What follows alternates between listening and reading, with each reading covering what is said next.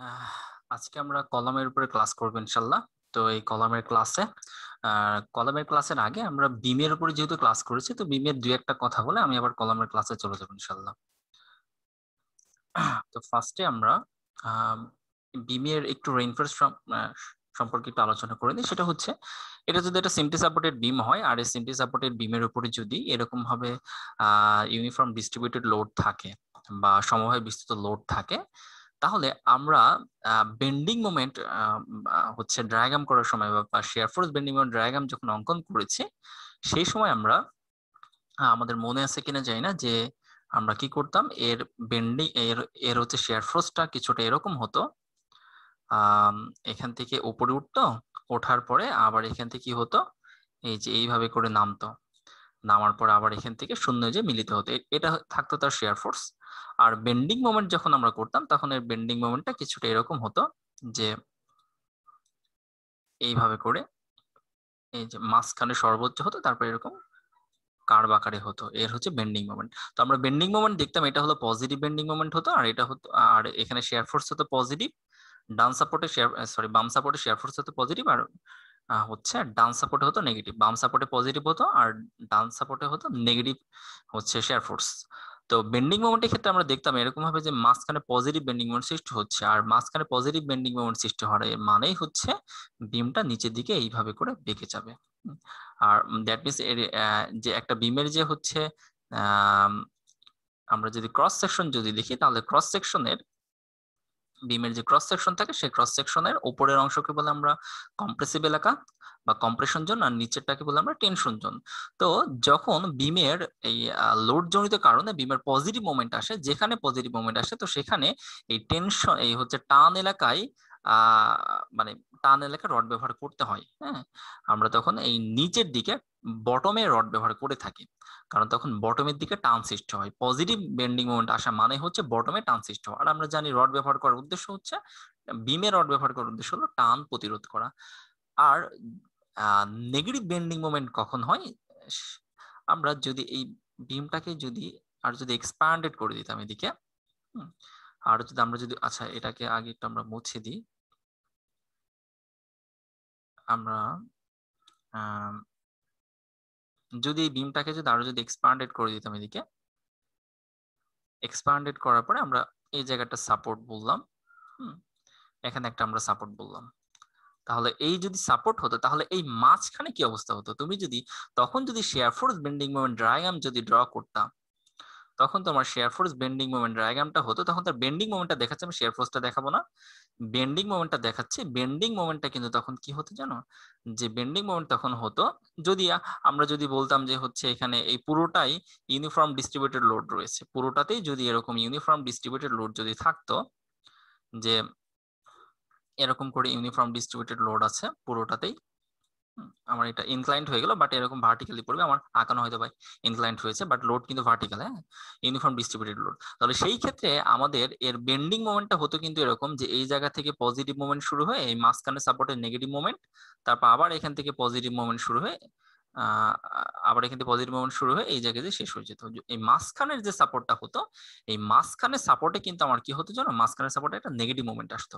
আর negative moment যখনই আসবে, আমরা একটু আগে বললাম যে একটা বিমে যদি নেগেটিভ মোমেন্ট আসে, তাহলে সেই বিমের ক্ষেত্রে বিমের যে হচ্ছে কম্প্রেশন জোন যেখানে, সেখানে কিন্তু টান সৃষ্টি হয়, অর্থাৎ বিমের উপরের দিকে টান সৃষ্টি হয়। তুমি স্বাভাবিক অবস্থায় যদি দেখো, হ্যাঁ, যে স্বাভাবিক অবস্থায় যদি তুমি দেখো, যদি এখান থেকে যদি লোড প্রয়োগ করা হয়, তাহলে কিন্তু বিমটা কিন্তু কি হবে, যে এই জায়গা থেকে কিন্তু এরকম করে কার্ভ তৈরি হবে, একটা প্যারাবোলিক একটা অবস্থা কিন্তু এখানে তৈরি হবে, যার ফলে উপরের দিকে কম্প্রেশন তৈরি হবে। তা আমি যদি এই জিনিসটাকে যদি একটু সামনের দিকে এগিয়ে যদি দেখাই, হ্যাঁ, এই যে দেখো এরকম একটা অবস্থা তৈরি হবে, এই মাঝখানে যে সাপোর্টটা রয়েছে, মাঝখানে সাপোর্টে ঠিক উপরের দিকে এরকম একটা কম্প্রেশন, যে বিমের যে কম্প্রেশন জোন থাকে, আমরা যদি বলি যে এখানে এটা হচ্ছে নিউট্রাল এক্সিস, এটা হলো নিউট্রাল এক্সিস, তাহলে নিচের দিকে হলো আমরা বলতাম টেনশন জোন, আর উপরের দিকে বলতাম কম্প্রেশন জোন।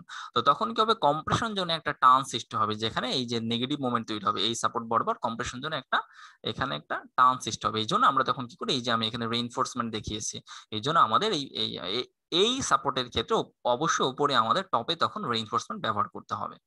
আর যদি এরকম সিম্পলি সাপোর্টেড বিমটা যদি হতো, শুধুমাত্র আমরা যদি বলি যে এই বিমের বর্ধিত অংশটুকু নাই, শুধু এই অংশটুকু রয়েছে, তখন আমাদের কি হতো? তখন আমাদের কিন্তু এই যে এরকম একটা অবস্থা হতো। আর তখন আমাদের বেন্ডিং মোমেন্টটা হতো যে, তখন আমাদের বেন্ডিং মোমেন্ট কিন্তু শুধু এই যে আমরা ফার্স্টের দিকে যে দেখালাম যে বেন্ডিং মোমেন্টটা, যে তখন আমাদের বেন্ডিং মোমেন্ট হতো এই যে এরকম, অর্থাৎ টোটালি পজিটিভ বেন্ডিং মোমেন্ট থাকতো। আর সেই সময় কি হতো? এই যে বিমের যে মাঝখান থেকে এভাবে করে নিচের দিকে, নিরপেক্ষ অক্ষের নিচের দিকে হতে হলো টেনশন জোন। আর এই জন্য আমরা তখন নিচের দিকে রিইনফোর্সমেন্ট ব্যবহার করি। আশা করি বুঝছো ভালো করে ব্যাপারটা। হ্যাঁ, তো এখন যে কোনো প্রশ্ন আছে এগুলোর উপরে? কারোর কোনো প্রশ্ন আছে? কারো বুঝতে সমস্যা হচ্ছে? আচ্ছা, ঠিক আছে। তাহলে দেখো, এখন এবার আমরা যদি মনে করো কোনো রেইনফোর্সমেন্ট ব্যবহারই করছি না, আমরা যদি কোনো রেইনফোর্সমেন্ট যদি ব্যবহারই না করি, তাহলে কি ঘটবে? তখন যখন আমরা রেইনফোর্সমেন্ট যখন ব্যবহারই করব না, তখন এখানে যে ক্রাকটা আসবে, ডিরেক্ট টেনশন ক্রাক আসবে, অর্থাৎ একদম খাড়াখাড়ি ভাবে এটা একদম ফাটাল হয়ে যাবে। মনে করো তুমি একটা বিমে কোনো ব্যবহার করে নি, তুমি বিমটাতে এখানে কোনো রডই ব্যবহার করোনি, তাহলে সেই ক্ষেত্রে কি হবে? এই বিমটার মাঝখান থেকে একদম খাড়াখাড়ি ফাটা হয়ে চলে যাবে। কিন্তু যখন তুমি বিমে যখন রড ব্যবহার করবা, যদি এরকম সিম্পলি সাপোর্টেড বিম হয়, যদি তুমি বটমে যদি রড ব্যবহার করো, তখন কি হবে? তখন ক্রাক আসবে, কিন্তু তখনও ক্রাক আসবে। বিমে যখন লোড যখন বিম যা নিতে পারে তার থেকে যখন বেশি হয়ে যাবে, তখনই কিন্তু বিমে ক্রাক আসবে। সেই ক্রাকটা এই একদম এই পুরো একদম ডিরেক্ট যে ক্রাক, সেই ডিরেক্ট ক্রাক কিন্তু সৃষ্টি হবে না, একদম মাঝখান থেকে টোটালি কিন্তু ফেটে যাবে না। এই যে এরকম কিছুটা ভার্টিক্যাল, মানে টেনশন এলাকা পর্যন্ত কিছুটা এরকম ভার্টিক্যাল ক্রাক থাকবে, যেটাকে আমরা বলছি ফ্লেক্সারাল টেনশন ক্রাক। আবার দেখো, এখানে যখন তুমি রড ব্যবহার করছো, তখনই কিন্তু দেখো এই যে কিছুটা ক্রাক তৈরি হয়েছে, কিন্তু পুরোপুরি কিন্তু ক্রাক তৈরি হয়নি। বাট রড ব্যবহার না করলে এই যে মাঝখান থেকে যেরকম হয়ে গেছে, কিন্তু পুরোপুরি মাঝখান থেকে পুরো একদম ডেপথ বরাবর ক্রাকটা কিন্তু হয়ে যাবে। আশা করি ব্যাপারটা ভালো করে বুঝতে পারছো। তাহলে এখন আমরা যদি একটু সামনের দিকে যদি আগাই,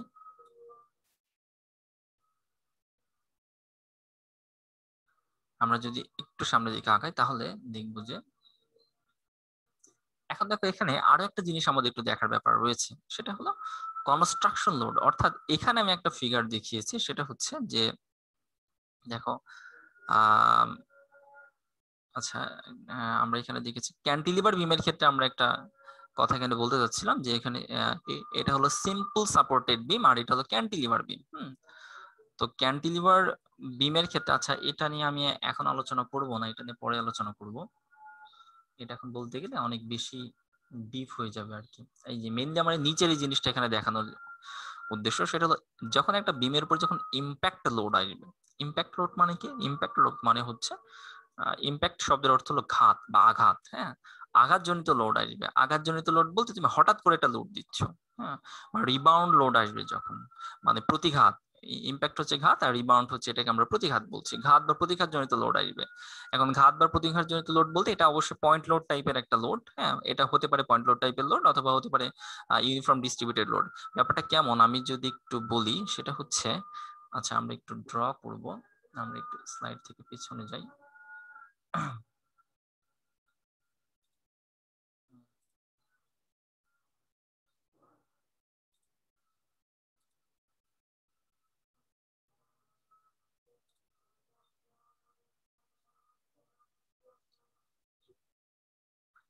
তো আমরা যেটা বলছিলাম যে এখানে আমরা আজান দিচ্ছিল, এই জন্য একটু স্টপ হয়ে গেছিলাম। এনিওয়ে, তো ইম্প্যাক্ট বা রিবাউন্ড লোড যখন আসবে, তো এই ইম্প্যাক্ট বা রিবাউন্ড লোডের ব্যাপারটা যদি আমি একটু বুঝাই বলি, যে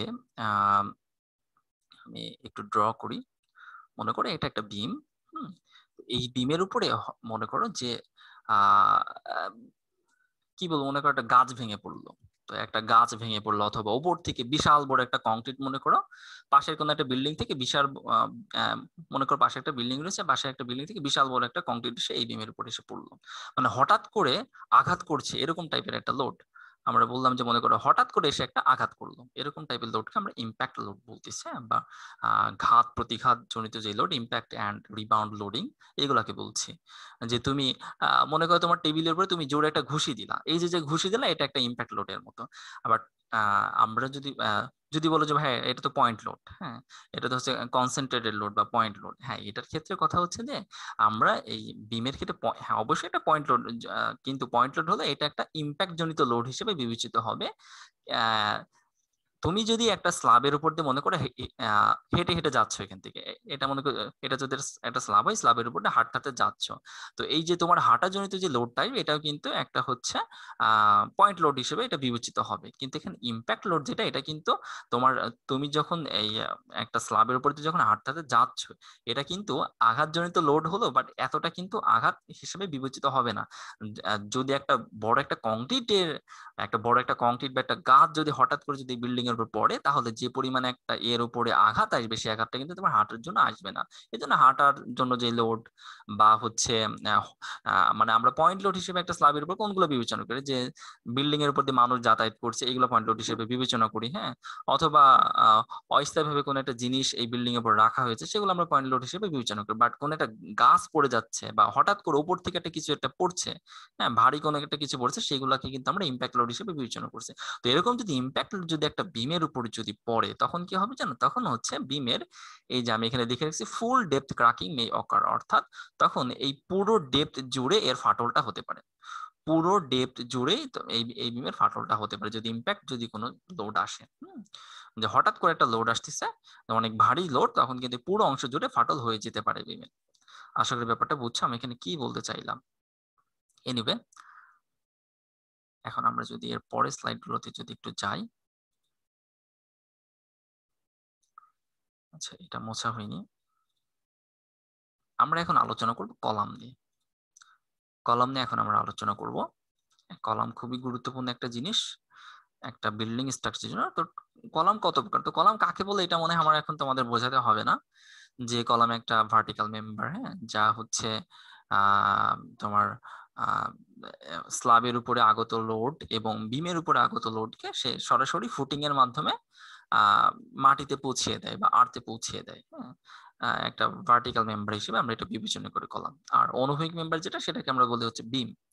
তো কলামের প্রকারভেদ গুলো একটু আমরা দেখি, হ্যাঁ।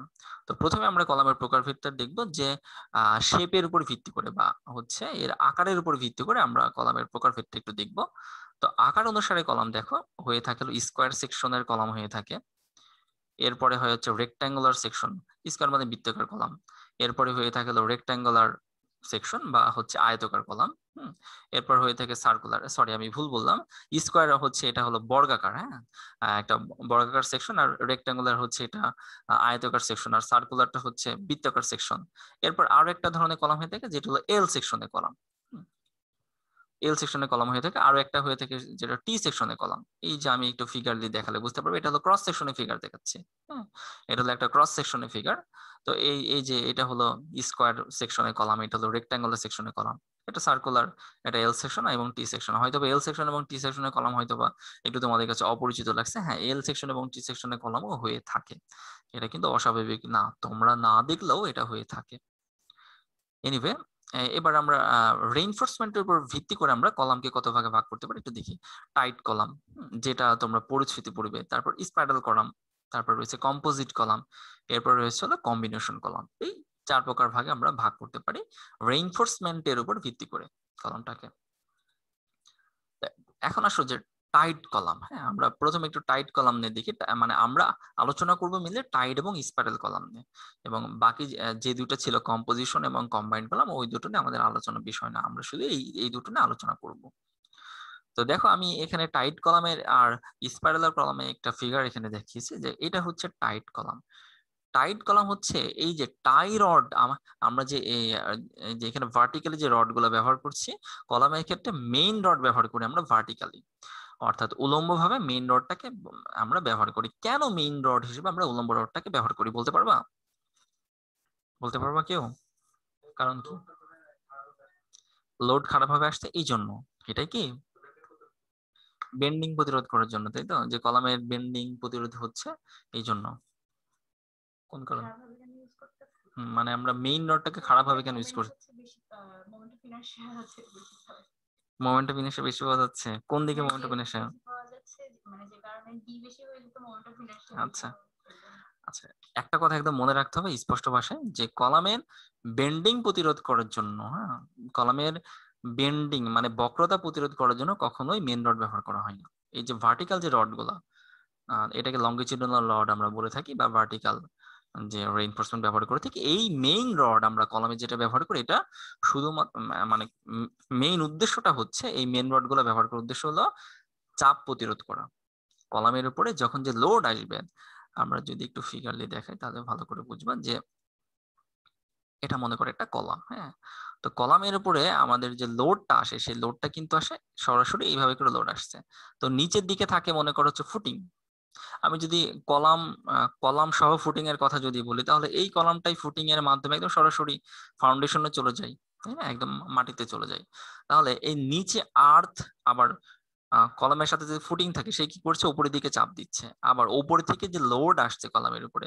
তো কলামের উপরে দেখো, আমরা জানি যে একটা কলামের উপরে থাকে হচ্ছে বিম, একটা একটা কলামের উপরে থাকে বিম, তাই না, আবার বিমের উপরে থাকে কি স্ল্যাব। তো এই স্ল্যাবের লোড আসে বিমের উপরে, আবার বিমের লোড আসে কলামের উপরে। তাহলে বিমের লোড যখন কলামের উপরে আসতেছে, এই বিমের লোড আমাকে বলো কোনোভাবেই কি এই দিক থেকে লোড দেওয়া সম্ভব? সম্ভব না, কিন্তু লোড কিন্তু আসতে হবে এই যে এই জায়গা থেকে লোড আসতে হবে, যেটা এই কলামের উপরে সরাসরি ভার্টিক্যাল ভাবে আসছে। তাহলে কলামের উপরে থেকে লোড আসছে এদিক থেকে, আবার নিচের থেকে আর্থ বা হচ্ছে তোমার নিচে তুমি ফুটিং ব্যবহার করছো, সেগুলো কলামের উপর আবার উপরের দিকে লোড দিচ্ছে, মানে সাপোর্ট দিচ্ছে আর কি এটাকে। নিচে থেকে যদি উপরের দিকে যদি লোড না দেয়, তাহলে তো কলাম মাটির নিচে চলে যাবে, তাই না। তার মানে সব মিলে আমরা কি বলতে পারি, কলামের উপরে এই দুটো লোড কলামের উপর চাপ সৃষ্টি করছে না টান সৃষ্টি করছে? ডেফিনেটলি চাপ সৃষ্টি করছে। তাহলে এই চাপটাকে তো প্রতিরোধ করতে হবে। তো এই চাপ প্রতিরোধ করার জন্য আমরা এই যে এই মেইন রড ব্যবহার করি। এখন বলতে পারো যে ভাই আমরা তো রড তো ব্যবহার করি যে টান প্রতিরোধ করার জন্য, এবং চাপ প্রতিরোধ করার জন্য কেন ব্যবহার করব? মনে রাখতে হবে। আচ্ছা, একটু আমি তোমাদের কাছে একটু জিজ্ঞাসা করি, আচ্ছা বলো তো, যে কংক্রিটের চাপ প্রতিরোধ করার ক্ষমতা বেশি, কংক্রিটের চাপ প্রতিরোধ করার ক্ষমতা বেশি, নাকি রডের চাপ প্রতিরোধ করার ক্ষমতা বেশি, বলো তো? হ্যাঁ, চাপ। হ্যাঁ,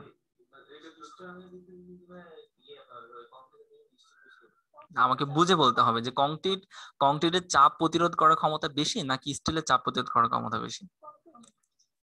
কংক্রিটের চাপ প্রতিরোধ করার ক্ষমতা বেশি, তাই না?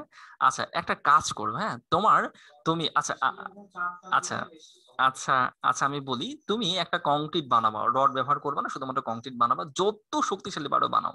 বানানোর পরে একটা বাজার থেকে একটা বেশি না 16 মিলিমিটার রড কিনে নিয়ে আসবা, বা 16 থেকে একটু কম সাইজে 12 মিলিমিটার একটা রড কিনে নিয়ে আসবা। নিয়ে আসার পরে একটা বিশাল একটা হাতুড়ি নিবা, হাতুড়ি নিয়ে তুমি ওই কংক্রিটের উপরে জোরে জোরে বাড়াবা, আর স্টিলের উপর জোরে জোরে বাড়াবা। দেখো তো স্টিল গুঁড়ো হবে নাকি কংক্রিট গুঁড়ো হবে, আমাকে বলো।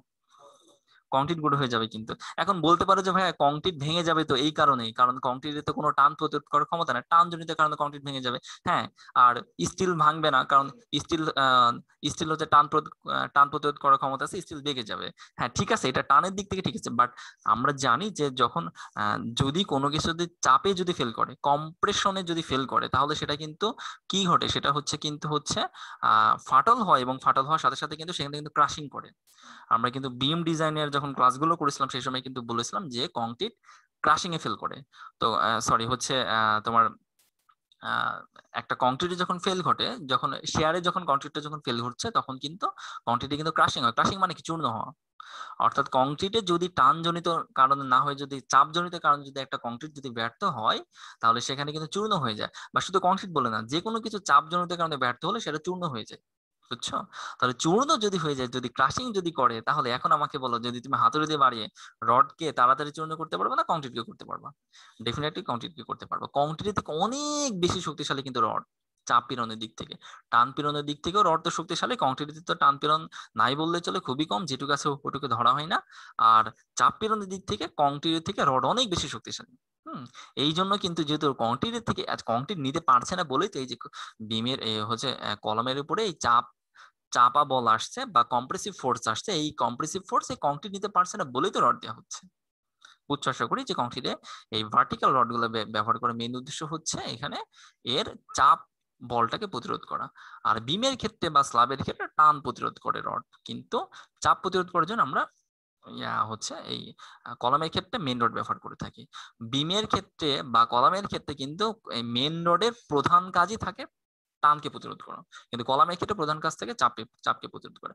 এখন কথা হচ্ছে তাহলে কি বিমে এই হচ্ছে কলামে কি এই রড কি হচ্ছে টান প্রতিরোধ করতে পারবে না? হ্যাঁ অবশ্যই পারবে। বিমের উপর যদি কোনো সরি এই কলামের উপর যদি কোনো এই সাইড থেকে পার্শ্বীয় যদি কোনো বল আসে, অর্থাৎ এই যে যে রড ব্যবহার করছে রডের সাথে এইভাবে ভার্টিক্যালি এই সাইড থেকে যদি লোড আসে, তাহলে তো রড তো তখন টান টান প্রতিরোধ করতে পারবেই। আমি ব্যাপারটা একটু বলি, মনে করো যে এটা একটা রড, এটা মনে করো একটা রড। তো এই রডের উপর যদি তুমি যদি এখন যদি একটা লোড দাও, এই রডের উপর যদি এই দিক থেকে যদি লোড দাও বা এর মাঝখানে যদি লোড দাও, তখন রডটা কি হবে? রডটা কিন্তু ভাঙবে না, বরং এভাবে বাঁকা হয়ে যাবে। তার মানে কি তখন সে টান প্রতিরোধ করেছে সেখানে, তাই না? সে না ভেঙে বরঞ্চ বাঁকা হয়ে গেছে, এটা হচ্ছে টান প্রতিরোধ করার ক্ষমতা তার। ঠিক আমরা রড ব্যবহার করছি এরকম পারপেন্ডিকুলারি বা এই খাড়া ভাবে রড ব্যবহার করছি। এখন এই পাশ থেকে যদি বিমের এই কলামের উপর যদি কখনো লোড আসে, তখন কিন্তু তাও কিন্তু এই কলামটা কিন্তু স্থায়ী থাকবে। কিন্তু পাশ থেকে কে লোড দিবে? তুমি কি কলামের সাথে কি ঘুষাঘুষি করবা? এটা কিন্তু করবো না কখনোই। পাশ থেকে যদি লোড আসে, কি লোড আসবে? এনভায়রনমেন্টাল জনিত যে লোড, হ্যাঁ, যে পরিবেশ জনিত যে লোড গুলো আছে সেগুলো আসতে পারে। বাতাস, অত্যাধিক পরিমাণে বাতাস হচ্ছে, সে বাতাস জনিত লোড, হ্যাঁ। আবার তোমার হচ্ছে আর্থকুইক জনিত যে লোড গুলো আসছে, এরকম করে যখন আর্থকুইক যখন হবে, তখন এরকম করে যখন ঝাঁকাবে, তখন কিন্তু এই দিক থেকে যদি একটা ইনক্লাইন ভাবে যখন আর্থকুইক হচ্ছে, তখন কিন্তু ইনক্লাইন ভাবে এরকম করে যদি লোড সৃষ্টি হয়, তার কিন্তু একটা কম্পোনেন্ট কিন্তু এরকম কংক্রিটের উপর এই হচ্ছে কলমের উপর কিন্তু একটা লোড দেবে, তখন সে কিন্তু এই চাপটাকে এই হচ্ছে বেন্ডিংটাকে প্রতিরোধ করতে পারবে, অর্থাৎ এই টানটাকে প্রতিরোধ করতে পারবে। কিন্তু এটা সমসাময়িকের জন্য, মেইনলি কংক্রিটে আমরা এই খাড়া রড গুলো ব্যবহার করি হচ্ছে কলামের চাপ প্রতিরোধ করার জন্য। আশা করি বুঝে গেছো। তাহলে এখন আমরা আজকে অনেক কিছু শেখার আছে, একটু মনোযোগ দিয়ে দেখতে থাকো। তো আমরা মেইন কথাতে এবার চলে যাই। সে মেইন কথাটা হচ্ছে যে আমরা বলছিলাম যে এখানে যে আমরা কলামের কথা বলছি, কলামের টাই রড মানে কি, যে এই যে কংক্রিট যে ভার্টিক্যাল যে রড গুলো আমরা যে ব্যবহার করি চাপ প্রতিরোধ করার জন্য, মেইন রড যেটা ব্যবহার করি, হ্যাঁ, আমরা মেইন রড না বলে এটাকে বলবো লঙ্গিচুডানাল বার বা লঙ্গিচুডানাল রড, বা এটা হচ্ছে খাড়া ভাবে যে রড, এই খাড়া ভাবে যে রডটা ব্যবহার করি, এই মেইন রডের চারিদিকে আমরা কি করি? হচ্ছে তোমার টাই রড ব্যবহার করি। এটা বিমের ক্ষেত্রে আমরা বলি স্টিরাপ, কিন্তু কলামের ক্ষেত্রে বলি টাই রড। এই যে আমি এর ক্রস সেকশনটা, এই জায়গা থেকে যে ক্রস সেকশনটা, সেই ক্রস সেকশনটা দেখিয়েছি। এইভাবে করে যদি টাই রড ব্যবহার করি, আর যদি আমরা কলামে যদি এরকম ভাবে টাই রড ব্যবহার করি, তাহলে সেই কলামটাকে আমরা বলি টাইট কলাম। ঠিক আছে? টাই ব্যবহার করলে সেটাকে বলি আমরা টাইট কলাম। কিন্তু আমরা কলামে যদি টাই না ব্যবহার করে যদি স্পাইরাল যদি ব্যবহার করি, স্পাইরাল কোনগুলো? আশা করি স্পাইরাল বাইন্ডিং করেছো। মনে করো তুমি অনেক একটা শীট তৈরি করেছো, এখন শীটটা বাইন্ডিং করার জন্য তুমি খাতা কলমের দোকানে নিয়ে গেছো। তো খাতা কলমের দোকানদার কি করে? কি যেন একটা মেশিন আছে, সেটা ফুটো করে তার মধ্যে এই যে হচ্ছে আহ এরকম প্যাচ প্যাচ টাইপের, হ্যাঁ, স্প্রিং টাইপের কিছু একটা প্লাস্টিক ঢুকিয়ে দেয়, ঢুকিয়ে ওটাকে আমরা বলি স্পাইরাল বাইন্ডিং। তো স্পাইরাল মানে হচ্ছে যে স্প্রিং এর মতো এরকম প্যাচ, হ্যাঁ। তো তুমি এই কলামে হচ্ছে এই খাড়া রডকে ধরে রাখার জন্য তুমি কি করেছো? এরকম টাই রড না ব্যবহার করে, এরকম ভাবে তুমি টাই রড না ব্যবহার করে কি করেছো? বরং এই নিচ থেকে শুরু করে এরকম পেঁচিয়ে পেঁচিয়ে তুমি স্পাইরাল রড ব্যবহার করেছো, তখন এই কলামটাকে আমরা বলবো স্পাইরাল কলাম। বাইরে থেকে বোঝা যাবে না। হ্যাঁ, বাইরে থেকে বোঝা যাবে না, কারণ অনেকে কিন্তু মনে করেন যে সার্কুলার কলাম হলেই মনে সেটা স্পাইরাল কলাম হয় না। ব্যাপারটা কিন্তু এরকম না। সার্কুলার কলাম এমনি টাইট কলাম কিন্তু সার্কুলারই কিন্তু হতে পারে, অসুবিধা কিছু না। আমি সামনে যে দেখাবো কোন মানে কোনটা, মানে এই যে স্পাইরাল, হ্যাঁ আমি এটা সামনেও বলবো যে রড এভাবে পেঁচিয়ে পেঁচিয়ে সামনে যাওয়া হয়। তো এখন মনে করো যে এখন তোমার মনে করো সেই একবারে তোমার 10 মিটার পর্যন্ত তোমার কলামে হচ্ছে স্পাইরাল ব্যবহার করতে হবে, তুমি তো এত রড তো পাবা না। তোমাকে তো তখন তো তোমাকে তো জোড়া তো দিতেই হবে। কিন্তু এই স্পাইরাল রডের ক্ষেত্রে, হ্যাঁ, মানে এই যে এরকম যেমন আমরা যখন টাই রড যখন ব্যবহার করি, দেখো যে এই একটা টাই আমরা এখানে ব্যবহার করেছি। আমি এই জায়গা থেকে যদি একটু দেখা, অন্য কালার ব্যবহার করি, একটু যদি দেখা এখান থেকে, এই যে দেখো এখান থেকে এই গেছে রডটা, এই আসছে, আসার পরে আবার এই এই জায়গা থেকে এই শেষ করে দেওয়া হয়েছে, আবার এই রডটা এই মাথা থেকে যে এই জায়গায় যে শেষ করে দিয়েছে। তো এই নিচের এই যে নিচের এই টাইটার সাথে উপরের টাইয়ের কোনো সম্পর্ক নেই, রড কিন্তু আলাদা করা। কিন্তু স্পাইরালের ক্ষেত্রে কিন্তু আলাদা করা হয় না, এরকম ভাবেই ঘুরিয়ে ঘুরিয়ে সামনের দিকে যা হয়। ঠিক আছে? এই তো আমি একটু সামনে গেলে ব্যাপারটা বুঝতে পারবা। আমি একটু যাই সামনে। সেটা হচ্ছে দেখো যে স্পাইরাল কলামের ডেফিনেশন হচ্ছে যখন আমরা কলামের যদি কোনো স্পাইরাল মানে তোমার হচ্ছে মেইন রডকে ধরে রাখার জন্য যদি আমরা স্পাইরাল রড যদি ব্যবহার করি তাহলে সেটা তখন স্পাইরাল কলাম হয়ে যায়। আর যদি মেইন রডকে ধরে রাখার জন্য যদি আমরা টাই ব্যবহার করে থাকি তাহলে সেটা টাইট কলাম হয়। তো এই যে দেখো এখানে আমি একটা না মানে এটা আমাদের মধ্যে কিন্তু খুবই একটা ভুল ধারণা রয়েছে, বৃত্তাকার কলাম হলেই মনে করেন যে এটা স্পাইরাল কলাম।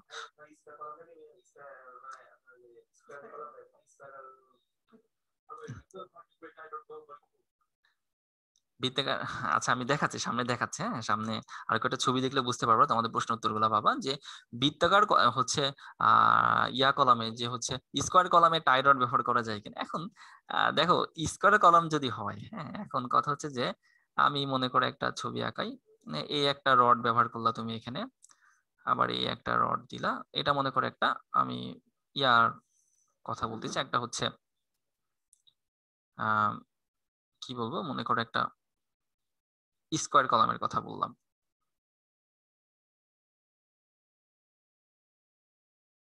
তো এটা মনে করো একটা স্কোয়ার কলাম। স্কোয়ার কলামের এখানে এখন এটাকে তুমি টাই দিয়ে তুমি হচ্ছে ইয়া স্পাইরাল দিতে যাচ্ছ। এখন বলো এই যে স্পাইরাল করতে হলে এই জায়গা থেকে 90 ডিগ্রি অ্যাঙ্গেলে আবার রডটাকে বাঁকাতে হবে, আবার 90 ডিগ্রি অ্যাঙ্গেলে আবার বাঁকাতে হবে। তো বাঁকাতে গেলে তুমি সবগুলো তো 90 ডিগ্রি অ্যাঙ্গেলে যদি বাঁকাও তাহলে তো সে আবার আগের স্থানে ফিরে আসবে। উপরে তুলতে পারবা? হ্যাঁ তুমি যদি এমন মনে করো এই দিলাম, দেওয়ার পর আবার 90 ডিগ্রি অ্যাঙ্গেলে বাঁকালাম, আবার এখান থেকে এই গেলাম এই গেলাম, এতে করে কি হবে জানো, এই যে রডটাকে যখন তুমি 90 ডিগ্রি অ্যাঙ্গেলে বাঁকাচ্ছ, হ্যাঁ তুমি যখন স্পাইরাল করবা এখানে যে বেন্ডিংটা তৈরি হচ্ছে রডের, আর যখন তুমি 90 ডিগ্রি অ্যাঙ্গেলে যখন বাঁকিয়ে দিও, হ্যাঁ তখন এই স্থানে কিন্তু রডের যেই একটা উইকনেস আর এই স্থানে রডের উইকনেস কিন্তু এক হবে না। আরো একটা ব্যাপার হচ্ছে এটা অনেক কষ্টসাধ্য একটা ব্যাপার, এটা দিলে যে মানে তোমার দেওয়া যাবে না ব্যাপারটা এমন না, কিন্তু এটা মিস্ত্রিদের জন্য অনেক কষ্টসাধ্য একটা ব্যাপার, বুঝছো? তো আমরা এই জন্য কি করি, এরকম বৃত্তাকার কলাম ব্যতীত এরকম রেক্টাঙ্গুলার কলাম অথবা তোমার হচ্ছে স্কোয়ার কলামের ক্ষেত্রে আমরা কখনো টাই ব্যবহার করি না, কারণ এটা টাই সংযোগ করা খুবই কষ্টসাধ্য। তো এরকম করে পেঁচানো খুব সহজ, বাট তুমি এরকম করে হচ্ছে কিউব করে যদি এরকম করে স্প্রিং এর মানে তুমি একটা স্প্রিং বানাতে চাচ্ছ কিউব আকারে করে, এটা কিন্তু খুবই কিন্তু কষ্টসাধ্য, বুঝছো? কিউব আকারে যদি তুমি যদি স্প্রিং বানাতে চাও এটা কিন্তু খুবই কষ্টসাধ্য একটা ব্যাপার হয়ে যাবে। এটা কঠিন কাজ, আমরা কখনোই কিন্তু কঠিনের দিকে যাই না। আমরা কিন্তু মানে সবসময় ইঞ্জিনিয়াররা চিন্তা করে যে একটা বিল্ডিং ডিজাইন করতে গেলে খরচের পরিমাণের দিকে তাকাতে হবে, আবার বিল্ডিং এর স্থায়িত্বতার দিকে তাকাতে হবে, আবার এমন ভাবে বিল্ডিং এর ডিজাইন করা যাবে না যে মিস্ত্রি বোঝেই না বা মিস্ত্রি করতেই পারে না, মিস্ত্রি দক্ষই না, মিস্ত্রির কাছে যেন যারা কাজটা করবে তাদের কাছে যেন সহজসাধ্য হয় সেরকম ব্যাপারটাও কিন্তু আমাদের দেখতে হবে। হ্যাঁ আশা করি বুঝছো ব্যাপারটা। তো আমি দেখো এখানে একটা ড্রয়িং দেখিয়েছি, এটা হচ্ছে টাইট কলামের জন্য। তো এটা হচ্ছে স্পাইরাল কলামের জন্য। দেখো এটা হলো একটা বৃত্তাকার কলাম রয়েছে, তো বৃত্তাকার কলামে এই যে এখানে স্পাইরালটা এই নিচের দিকে শুরু হয়ে এই যে আমরা এরকম করে ঘোরাতে ঘোরাতে ঘোরাতে ঘোরাতে নিয়ে গেছি কিন্তু, হ্যাঁ এই যে দেখছো যে ঘুরতে ঘুরতে ঘুরতে ঘুরতে উপরের দিকে উঠছে। হ্যাঁ আমি যাচ্ছি সামনের দিকে। বৃত্তাকার সেকশনের ক্ষেত্রে যে আমরা বললাম বৃত্তাকার সেকশন হলেই যে স্পাইরাল হবে এমন কোনো কথা নাই, টাইটও হতে পারে। আমি যাচ্ছি সেদিকে, একটা ফিগারের দিকে গেলে ভালো করে বুঝবা। তো এইটার ক্রস সেকশন আমি এখানে দেখিয়েছি, আর এর এর ক্রস সেকশন এখানে দেখিয়েছি। স্পাইরাল এনফোর্সমেন্ট এই যে দেখো এই জায়গা থেকে বোঝা যাচ্ছে যে এইভাবে ঘুরতে ঘুরতে যাচ্ছে, রড কিন্তু আলাদা আলাদা করা না। আমি এইবারে আসো যে তোমার প্রশ্নের উত্তর দিব। এটা কি কলাম? অনেকে কিন্তু বুঝে, অনেকে কিন্তু না বুঝে বলবে এটা হচ্ছে স্পাইরাল কলাম। এই যে এখানে যে টাই রড, সরি এই জায়গায় যে রড ব্যবহার করা হয়েছে ভার্টিক্যাল রড বাদে, হ্যাঁ এই পার্শ্বীয় যে রডটা ব্যবহার করেছে সেই রডের দিকে একটু ভালো করে নজর দিয়ে দেখো তুমি, একটু একটু ভালো করে এখান থেকে এই যে এই রডের দিকে একটু নজর। হ্যাঁ অবশ্যই এটা সার্কুলার কলাম বলা যাবে, কেন সার্কুলার কলাম বলা যাবে না? কিন্তু হ্যাঁ হ্যাঁ এটা হচ্ছে সার্কুলার কলাম বলা যাবে, কিন্তু এটাকে কোনো স্পাইরাল কলাম বলা যাবে না। কারণ এই যে দেখো এখানে যে ওরা কিন্তু টাই রড ব্যবহার করেছে কিন্তু এখানে, হ্যাঁ মানে আমাদের মধ্যে একটা বিশাল একটা প্রচলিত একটা ভুল ধারণা আছে, টাই রড মানেই মনে হয় আমরা মনে করিনি যে এরকমই রেক্ট্যাঙ্গুলার আকারে থাকবে অথবা স্কোয়ার আকারে থাকবে টাই রড, এরকম একটা আমরা ভুল ধারণা ধরে নিই যে এরকম হবে টাই রড, এরকম যাবে যাওয়া, সরি আমি এই যাবে তারপরে এই যাবে টাই রড, তারপর তারপর হচ্ছে এই আসবে, আবার এখান থেকে এই যাবে। হ্যাঁ আমরা এমন একটা ভুল ধারণায় ধরে নিই যে টাইরয়েড মনে হয় এমন হবে না, টাইরয়েড এরকম বৃত্ত করে হতে পারে, অস্বাভাবিক কোনো কিছু না, বুঝছো? তো এটা মানে অনেকে না বুঝে বলে দেবে এটা হচ্ছে স্পাইরাল কলাম, কিন্তু এটা কিন্তু স্পাইরাল কলাম না। হুম, ইঞ্জিনিয়াররা বলবে না, এমনি স্বাভাবিক অবস্থায় আমরা যারা সাধারণ মানুষ আছে বা অন্তত টাই স্পাইরাল সম্পর্কে জানে, মানে তোমরা যারা ডিপ্লোমা করে আসছো যারা এই জিনিসটা বোঝে না তারা কিন্তু বলবে যে এটা হচ্ছে স্পাইরাল কলাম, মানে তোমরা নিজেরাই বলতে, আর মানুষে কি বলবে, তোমরা নিজেরাই বলতে এটা এর আগ মুহূর্ত পর্যন্ত। এনিওয়ে, তো এখন দেখো স্পাইরাল কলাম কোনটা, এই যে এটা হলো স্পাইরাল কলাম। দেখো তো এই রডটার দিকে মানে এর টাইটা মানে এর হলো পার্শ্বীয় রড আর এর পার্শ্বীয় রড দেখো তো এক কিনা, এক না কিন্তু। না, ভারী স্ট্রাকচার বলতে এটা হচ্ছে ডিপেন্ড, এটা এটা আসলে ইঞ্জিনের উপর ডিপেন্ড করে। হ্যাঁ, এটা মানে এই যে দেখো, হ্যাঁ দেখো হ্যাঁ পাইলের ক্ষেত্রে ব্যবহার করা হয়। ও ঠিক বলছে। তো এখানে ভারী স্ট্রাকচার কিনা সেটা পরের কথা, এখন কথা হচ্ছে যে আমার এখানে সার্কুলার কলাম ব্যবহার করা লাগবে নাকি হচ্ছে রেক্ট্যাঙ্গুলার নাকি স্কয়ার কলাম ব্যবহার করা লাগবে, তার উপর ডিপেন্ড করবে। ঠিক আছে, আবার এখানে যে এই মানে এটা আমি এখানে স্পাইরাল ব্যবহার করব, সার্কুলার বুঝিনি কি হচ্ছে, মানে ইয়ার হচ্ছে আহ মানে কার থেকে বেশি নাই, আমি তোমার প্রশ্নটা বুঝিনি। রেক্ট্যাঙ্গুলার থেকে থেকে বেশি নাই কেনা, তাই না? না, এখানে লোড কে বেশি নিচ্ছে তার উপরে নির্ভর করে না, জিনিসটা নির্ভর করে হচ্ছে তুমি যেখানে বিল্ডিংটা তৈরি করতে যাচ্ছ সেই বিল্ডিং এর ভেতরে, যার বিল্ডিং তুমি তৈরি করতেছো তার চাওয়া পাওয়া প্লাস ওখানকার পারিপার্শ্বিক যে মাটির অবস্থা, হ্যাঁ মানে এই সব কিছুর উপর ডিপেন্ড করে। যেমন মসজিদের ক্ষেত্রে কিন্তু আমরা কিন্তু এরকম কিন্তু এই রেক্টাঙ্গুলার কলাম কিন্তু ডিজাইন করি না, বা হচ্ছে কিউব আকারের কলামও কিন্তু, সরি হচ্ছে স্কোয়ার কলামও কিন্তু করা হয় না, করা হয় কি এই যে এরকম সার্কুলার কলাম। হ্যাঁ, সার্কুলার কলাম কিন্তু করা হয়, কারণ মসজিদের ক্ষেত্রে যদি এরকম যদি কর্নার থাকে মানুষ যাতায়াত করার ক্ষেত্রে তার হাতে লাগতে পারে, বা এরকম কিছু চিন্তা ভাবনা করে কিন্তু সেখানে এরকম, বা সৌন্দর্যতার দিক চিন্তা করে এগুলো কিন্তু করা হয়। তবে অধিকাংশ ক্ষেত্রে আমরা যে হচ্ছে বাংলাদেশে যে আমরা বিল্ডিং ডিজাইন গুলো করা হয় বাসা বাড়িতে বা হচ্ছে পাবলিক বিল্ডিং গুলোতে, অধিকাংশ গুলোই মানে মেজরিটি পার্সেন্ট হচ্ছে রেক্ট্যাঙ্গুলার অথবা হচ্ছে তোমার কিউব, এই হচ্ছে স্কোয়ার কলাম। বুঝছো, এইগুলা করা হয় না। তো এই জায়গায় দেখো যে রড রয়েছে, এই রডটার দিকে যদি তুমি খেয়াল করে দেখো যে নিচে থেকে হয়ে শুরু হয়ে এইভাবে করে কিন্তু ঘুরতে ঘুরতে ঘুরতে ঘুরতে কিন্তু গেছে। হ্যাঁ, তো আরো একটা ব্যাপারে কিন্তু এখানে লক্ষ্য রাখতে হবে, যে রড কিন্তু ঘোরানো হয়েছে কিন্তু অ্যান্টি ক্লকওয়াইজ। হুম, অ্যান্টি ক্লকওয়াইজ অনুসারে কিন্তু রড কিন্তু ঘুরছে। তো এনিওয়ে, তো এখানে মানে রড ঘোরার ক্ষেত্রে এখানে anticlockwise clockwise main fact না, সমস্যা নাই। হ্যাঁ, ঘোরালেই হলো। তো কিন্তু এখানে যদি তুমি এই জিনিসটা দেখো তাহলে এটাকে আমরা কোনোভাবেই স্পাইরাল কলাম বলতে পারবো না। আশা করি ব্যাপারটা ক্লিয়ার হয়েছে। এনিওয়ে, এবার হচ্ছে আমরা কলামের সাইজ জানবো। হ্যাঁ, কলামের সাইজ। তো কলামের সাইজ সম্পর্কে এসিআই কোড বা বিএনবিসি কোড অনুসারে তোমরা কিন্তু ডিপ্লোমাতে পড়োনি যে কলামের কেমন সাইজ হওয়া উচিত, সেইটা কিন্তু ভালোভাবে কিন্তু নলেজ নিয়ে আসোনি। হ্যাঁ, তো আমরা একটু দেখি যে প্রথমে আমরা দেখবো রেক্ট্যাঙ্গুলার কলামের ক্ষেত্রে। দেখো রেক্ট্যাঙ্গুলার কলামের শর্ট টেস্ট যেই ডাইমেনশন রয়েছে, আমি যদি একটু ফিগারটা দেখাই, এখানে এখানে শর্টেস্ট ডাইমেনশন কোনটা? শর্টেস্ট ডাইমেনশন হচ্ছে বি, তাই না? এইচটা হচ্ছে কিন্তু শর্ট না, এটা লং। অর্থাৎ আমরা কিন্তু এটা কিন্তু দেখাচ্ছি ক্রস সেকশন, একটা কলামের ক্রস সেকশন। অর্থাৎ একটা কলাম তুমি মনে করো হচ্ছে 5 তলায় দাঁড়িয়ে আছো, তো একদম নিচ তলায় একটা কলাম আছে, তো সেই কলামে তুমি উপর থেকে দেখলে যে অবস্থাটা হবে সেটা কিন্তু তুমি এখানে দেখতেছো। তো এই জায়গায় দেখো যে এটাকে আমরা বলছি লং ডিরেকশন আর এটাকে বলছি শর্ট ডিরেকশন। হ্যাঁ, তো এই শর্ট মানে রেক্টাঙ্গুলার যে হচ্ছে কলামের যে সাইজটা হবে, এই ক্রস সেকশনের যে সাইজটা হবে সেই সাইজটা শর্ট এর যে মাপটা, শর্ট সাইডের যে মাপটা, সেই মাপটা কখনোই 12 ইঞ্চি থেকে কম হবে না, অথবা 300 মিলিমিটার থেকে কম হবে না। কখনোই 12 ইঞ্চি থেকে কম হবে না এর। 10 না, 12 নিচে আসবে না। হ্যাঁ, এটা কিন্তু এই যে দেখো বিএনবিসি কোড অনুসারে 10 না, 12 নিচে দেওয়া যাবে না।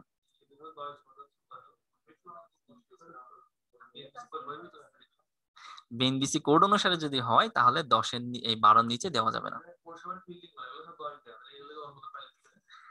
ভালো করে দেখতে হবে। হ্যাঁ, এখন হতে পারে যে মানে এটা কিন্তু আমি যেটা দেখাচ্ছি এটা কিন্তু বিএনবিসির আপডেট, যেটা সেটা হতে পারে অনেক আগে যেগুলো ছিল সেটা হয়তো বা 10 বলা হতো, কিন্তু আপডেটের দিক থেকে তো 12। অবশ্যই 12 ইঞ্চি দিতে হবে, সর্বনিম্ন 12, 12 নিচে 12 ইঞ্চি মানে মানে শর্ট ডিরেকশনে যেটা রয়েছে, হ্যাঁ যেটা শর্ট ডিরেকশনে রয়েছে এই শর্ট ডিরেকশনের মাপ 12 ইঞ্চির কম হবে না। এবার লং ডিরেকশন এটা কত হবে? লং ডিরেকশন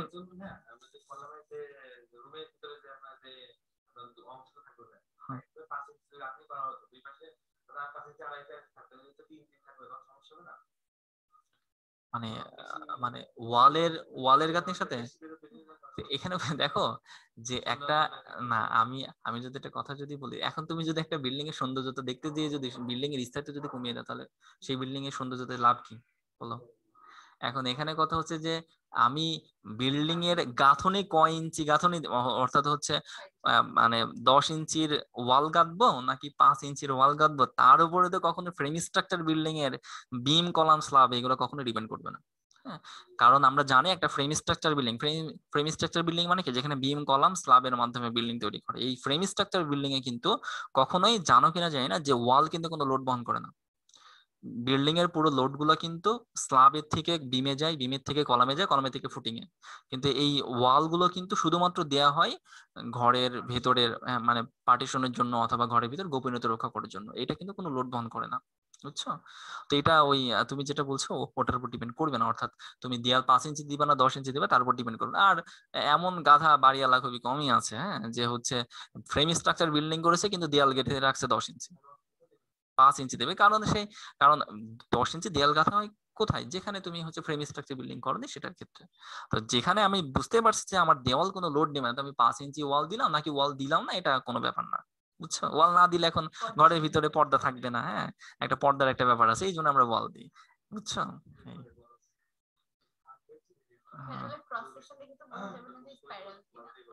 না, ক্রস সেকশন দেখে কোনো বোঝা, হ্যাঁ অবশ্যই কোশ্চেন এ তোমাকে বলে দিবে যে এটা স্পাইরাল করতে হবে কিনা। তুমি কখনো বৃত্তাকার দেখে এটা বলতে পারবো না যে এটা হচ্ছে স্পাইরাল। এই আউটসাইডে কথা বলো না। দেখো তাহলে এখন দেখো আমরা তো এটা ন্যূনতম পার্শ্ব মাপটা দেখলাম যে হচ্ছে ছোট যে ডিরেকশন হবে সে ছোট। এখন কিন্তু এখানে কিন্তু একটা জিনিস ভাবলে কিন্তু হবে না, হ্যাঁ, এটার ক্ষেত্রে এখন এই কলামের ক্রস সেকশনটা কিন্তু আমি এমন করে আঁকাতে পারতাম। তো এইভাবে যদি আঁকাতাম তখন কিন্তু আমার দেখো যে ব্যাপারটা কি হয়ে যেত, তখন তখন কিন্তু শর্ট ডিরেকশনের মাপ হতো কোনটা, এটা। হুম, অনেকে মনে করেন আমার বাম পাশেরটাই মনে হয়, তাহলে এই এই এই size, ব্যাপারটা এরকম না। শর্ট ডিরেকশনে যে ক্রস সেকশনের মধ্যে শর্ট যেটা হবে সেটা হচ্ছে 12 ইঞ্চির কম হবে না, 12 ইঞ্চি বেশি দিতে পারে কিন্তু সর্বনিম্ন 12 ইঞ্চি। তো এখানে আরো একটা ব্যাপার হচ্ছে, এখন তাহলে লং ডিরেকশনের সাইজটা কি হবে? লং ডিরেকশনের সাইজ হচ্ছে যে এই শর্ট ডিরেকশনের যে বি হবে, হ্যাঁ, 12 কিন্তু না, সর্বনিম্ন 12। এখন 12-এর ঊর্ধ্বে যে কোনো কিছু হতে পারে। এখন তুমি মনে করো শর্ট ডিরেকশনে তুমি 20 হচ্ছে 15 ইঞ্চি ব্যবহার করেছো, তাহলে কি হবে? 2.5 ইন্টু 15, এর থেকে কম, বেশি হবে না। অর্থাৎ শর্ট ডিরেকশনের যে সাইজটা থাকবে তার 2.5 গুণের বেশি হবে না, তার 2.5 গুণের কম কম থাকতে হবে। না, কম হলে সমস্যা নেই। না না, বুঝো ব্যাপারটা ভালো করে, যে এখানে যে তুমি এই জায়গার ক্ষেত্রে, আচ্ছা তুমি যদি এখন যদি দেখো ব্যাপারটা, দেখো যে তুমি বলছো শর্ট ডিরেকশনের মাপ, তুমি যে কথাটা বলে ফেললা সেটা নিয়ে বলি। তুমি বললা শর্ট ডিরেকশনের মাপ ভাই 12, এবার লং ডিরেকশনের মাপ হলো 10, তাহলে এটা শর্ট ডিরেকশন, এটা লং ডিরেকশন হলো কি করে বলো? হ্যাঁ, এটা এটা লং ডিরেকশন হলো কি করে? হ্যাঁ, আচ্ছা সেটা থাকুক, তুমি আমার কথাটা ভালো করে বলছো যে হচ্ছে আমরা বলছি শর্ট ডিরেকশনের মাপ 12, শর্ট ডিরেকশনের মাপ হচ্ছে 12 ইঞ্চির বেশি কম হবে না, 12 ইঞ্চির কম হবে না। তাহলে এখন শর্ট ডিরেকশনের মাপ যদি 12 ইঞ্চির কম যদি না হয়, তাহলে লং ডিরেকশনের মান 12 ইঞ্চিতে কম হয় কি করে? হবে কম? হবে না। তাহলে শর্ট ডিরেকশনের মাপ অবশ্যই 12 ইঞ্চি থেকে 12 ইঞ্চি অথবা 12 ইঞ্চি থেকে বেশি হতে হবে। আর লং ডিরেকশনের মাপ, এই যে শর্ট ডিরেকশনে যে মাপটা থাকবে সেই মাপের 2.5 গুণের থেকে ছোট হতে হবে।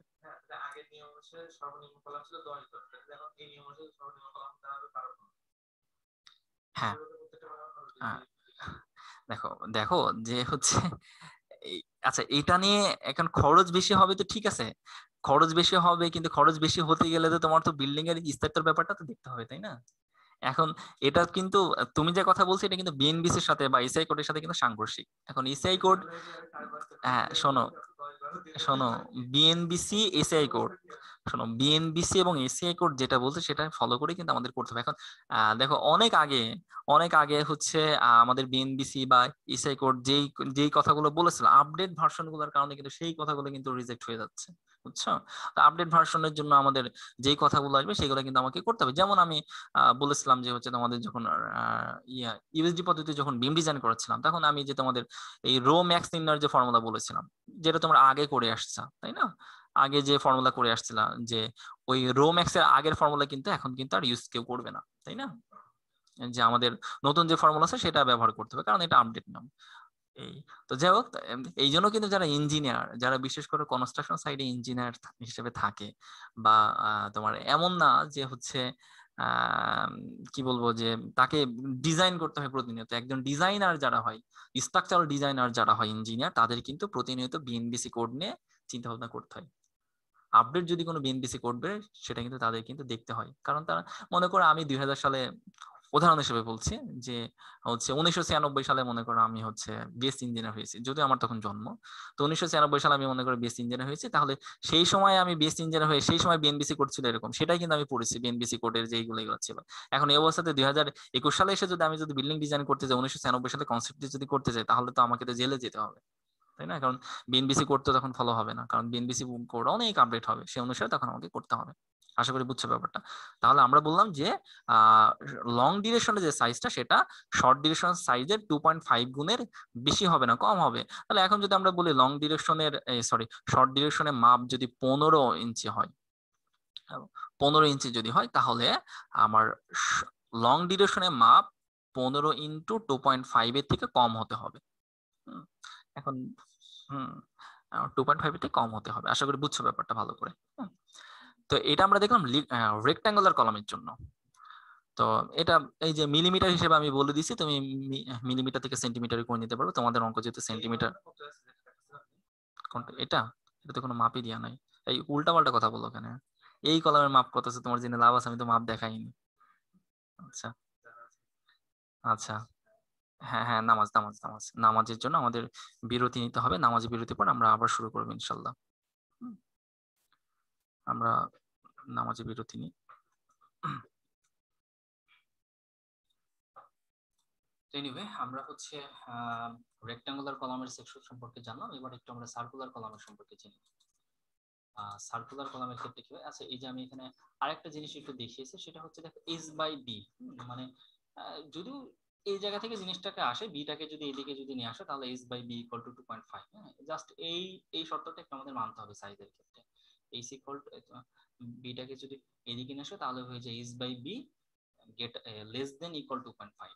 এই শর্তটাকে মেনে আর কি আমাদের এই হচ্ছে রেক্টেঙ্গুলার কলামের সাইজটাকে ডিজাইন করতে হবে। সাইজ যখন আমরা ধরে নেব, অবশ্যই আমাদের এটাকে মাথায় রাখতে হবে। এনিওয়ে বুঝছো আশা করি এই জিনিসটা। আগে যে কথা বললাম সেটা আর কি ম্যাথমেটিক্যাল এক্সপ্রেশনটা দেখানো। তো এখানে দেখো যে আমরা যদি তো যাই হোক আর কি, এটা আগের কথার সাথে এই চিত্রটা হয় যে 12 ইঞ্চি থেকে, অর্থাৎ মানে দেখো কথাটাকে যদি উল্টা যদি বলি, মানে এই যে আমরা যে ফার্স্টে যে কথাটা বলেছিলাম যে হচ্ছে শর্ট ডিরেকশনে, সরি মানে আমি সজল একটু আগে আমাকে যে কথাটা বললাম, হ্যাঁ, যে আমরা যদি ইয়ার কথা যদি বলি, গভীরতার কথা যদি বলি, যদি আমি এখানে ডি দ্বারা প্রকাশ করেছি, বাট এটা অবশ্যই আমাদের এই হওয়া উচিত ছিল আর কি, যে আমি লং ডিরেকশনের সাইজের কথা বলছি। লং ডিরেকশনের সাইজটাও কিন্তু 12 ইঞ্চি থেকে বেশি হতে হবে। এই যে যেটা একটু আগে বললাম যে ভাইয়া আমরা যদি বলি যে হচ্ছে হচ্ছে কলামের শর্ট ডিউরেশনের যে মাপ সেটা 12 ইঞ্চি থেকে ছোট হবে না, ঠিক আছে বুঝলাম। আবার লং ডিউরেশনের মাপটা আমরা এইচ সমান বললাম যে 2.5 গুণ 12 ইঞ্চি থেকে ছোট হতে হবে। তো ছোট হতে হলে যদি এমন হয়ে যায় যে শর্ট ডিউরেশনের মাপ বললাম 12 আর লং ডিউরেশনের মাপ বললাম হচ্ছে 10, তো সেইটা যেন তুমি না করতে পারো তার জন্য আমি এখানে আরেকটা শর্ত দেখে দিয়েছি, এইচ এর মান অবশ্যই 12 ইঞ্চি থেকে বড় হতে হবে। দ্যাট মিনস এর এক্সপ্রেশনটা এইভাবে লেখা যেতে পারে এইচ এর ক্ষেত্রে, যে আমরা যদি বলি যে এইচ এর ভ্যালু, হ্যাঁ ডি দিয়েছি, এইচ ডি বলতে ডেপথই বোঝানো হচ্ছে আর কি, হাইট ডেপথ, এখানে এইচ দিলে কোনো সমস্যা নেই। দ্যাট মিনস আমরা যদি বলি এইচ এর ভ্যালু মানে লং ডিরেকশনের মাপটা অবশ্যই এটা আমাদের যা হতে হবে যে 12 ইঞ্চি থেকে 12 ইঞ্চি সমান অথবা বড়, কিন্তু 2.5 বি থেকে বি অথবা তার থেকে ছোট, অর্থাৎ 12 ইঞ্চি থেকে 2.5 বি পর্যন্ত এইচ এর মানটা হতে পারবে। ঠিক আছে, সেটা আর কি এখানে দেখানো। এখন কথা যদি আচ্ছা আমি এখানে রেক্টাঙ্গুলার দেখাইছি, এখন যদি বলো হচ্ছে স্কোয়ার কলাম, তো স্কোয়ার কলামের ক্ষেত্রে কি হবে দেখুন, আমরা যদি স্কোয়ার কলামের ক্ষেত্রে জানি যে আমরা হচ্ছে শর্ট ডিউরেশন এবং লং ডিউরেশন দুইটার মাপে একই হয়, তাই না? কারণ এর এই দৈর্ঘ্য যা হবে এই দৈর্ঘ্য তা হবে, তাহলে আমরা শর্ট ডিউরেশনের মাপ যদি বলি 12 ইঞ্চি থেকে কম হতে পারবে না। আবার সরি আমরা ভুল বললাম, শর্ট ডিউরেশনের মাপ 12 ইঞ্চি থেকে হ্যাঁ কম হতে পারবে না। আবার লং ডিউরেশনের ক্ষেত্রে আমরা বলছি যে 12 ইঞ্চি থেকে কম হতে পারবে না। তাহলে তখন অবশ্যই সর্বনিম্ন কত করা যাবে, যে যদি আমরা যদি বর্গাকার কলমের কথা বলি 12 করা যাবে সর্বনিম্ন। বরাবর থেকে ছোট করা যাবে না। আমরা তো স্কোয়ার কলামের কথাই বলছি। রেক্টাঙ্গুলার কলামের ক্ষেত্রে শিখলাম যে শর্ট ডিউরেশনের মাপ 12 ইঞ্চি থেকে ছোট হবে না, আবার লং ডিউরেশনের মাপ 12 ইঞ্চি থেকে ছোট হবে না, আবার 2.5 বি থেকে বড় হবে না। এই যে এই লং ডিউরেশনের মাপের জন্য এটাকে আর কি আমাদের ফলো করতে হবে। আর শর্ট ডিউরেশনের জন্য যে তোমার হচ্ছে 12 ইঞ্চি থেকে ছোট হবে, বড় হতে হবে। তাহলে এখন যদি আমরা এটা তো বলছি রেক্টাঙ্গুলার কলামে, এটা যদি স্কোয়ার কলামের কথা যদি বলি, তাহলে দেখো শর্ট ডিউরেশনের মাপ যদি 12 ইঞ্চি থেকে ছোট না হয়, তাহলে আমরা জানি স্কোয়ার কলামের ক্ষেত্রে শর্ট ডিউরেশন এবং লং ডিউরেশন বলে কোনো কিছু নাই, কারণ সেখানে হচ্ছে এই মাপটা যা হবে এই মাপটাতে হবে সমান। তাহলে সেই ক্ষেত্রে সর্বনিম্ন 12, শর্ট ডিউরেশন হবে 12 বা লং ডিউরেশন হবে 12, তাই না? কারণ এখানে শর্ট লং বলতে কিছুই নাই। তাহলে 12 ইন্টু 12 হতে হবে সর্বনিম্ন হচ্ছে সার্কুলার কলামের ক্ষেত্রে, দ্যাট মিনস 30 ইন্টু 30। কারণ এটা কিন্তু তোমার কিন্তু অনেক অঙ্কের ক্ষেত্রে তোমার যে পরীক্ষাতে যে অঙ্কগুলো আসবে অ্যাডমিশনের জন্য, সেখানে কিন্তু অনেকগুলো অঙ্কের ক্ষেত্রে কিন্তু সাইজ ধরে নিয়ে কিন্তু তোমাকে ডিজাইন করতে হবে।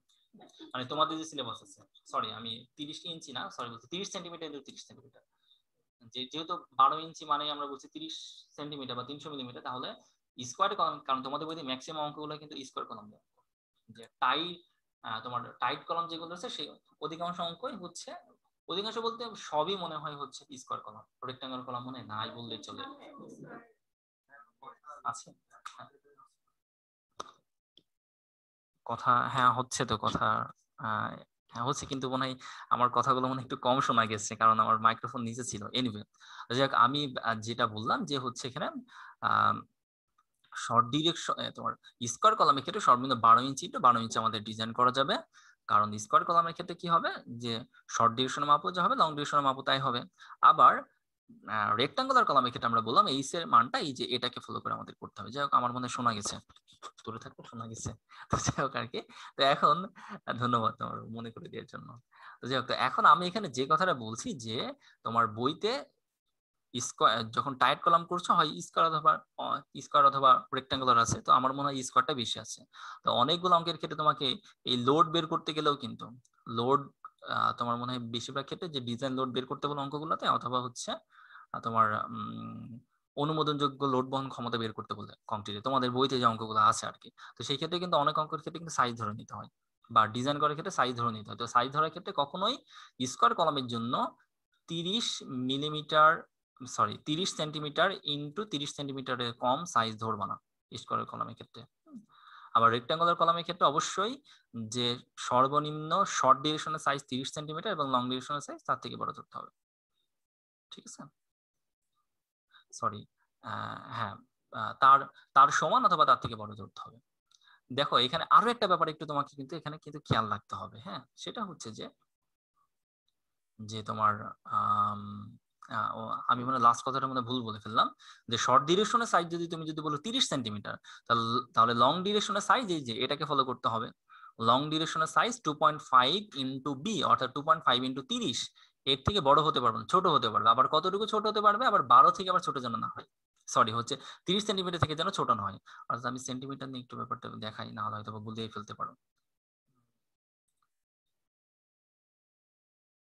মনে করো আমরা একটা রেক্টাঙ্গুলার কলামের কথা বলছি, হ্যাঁ।